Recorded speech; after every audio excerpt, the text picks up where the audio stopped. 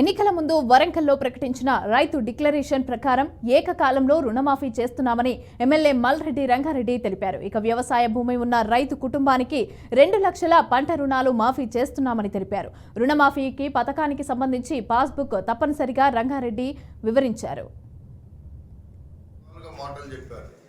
ఎందుకంటే ఈ రాష్ట్రంలో అప్పులు ఉన్నాయి, ఈ రాష్ట్రంలో అప్పులు కట్టడానికి డబ్బులు లేవు, అప్పులకు మిత్తి కట్టడానికి డబ్బులు లేవు అని చెప్పిన వాళ్ళు, అది దివాలా చేయించిన వాళ్ళే.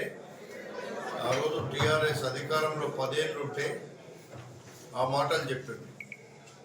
మా ముఖ్యమంత్రి మాకు రేవంత్ రెడ్డి గారు రాగానే, అధికారంలోకి రాగానే ఎన్నికల ముందు ఇచ్చినటువంటి 6 హామీలలో ఇది కూడా ప్రధానమైనటువంటి హామీ. కాబట్టి ఇప్పటికే మేము బస్సులను ఫ్రీగా ఇచ్చినాం, ఉచిత విద్యుత్తు 200 యూనిట్లు ఇస్తున్నాం, అదేవిధంగా రేషన్ కార్డులను పెన్షన్లను ఇవ్వబోతున్నాం.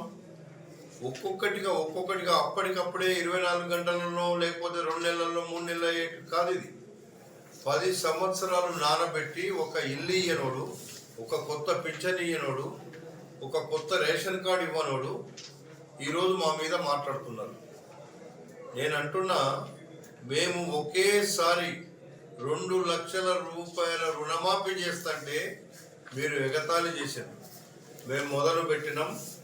ఆగస్టు 15 లోపల 2 లక్షల రూపాయలు ప్రతి రైతుకు ఇవ్వబోతున్నాం అనేటువంటి మాట మొన్న మా ముఖ్యమంత్రి గారు తీసుకున్నటువంటి నిర్ణయం.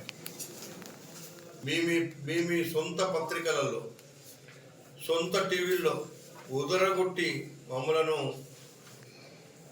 అబాస్ పాలు చేయడం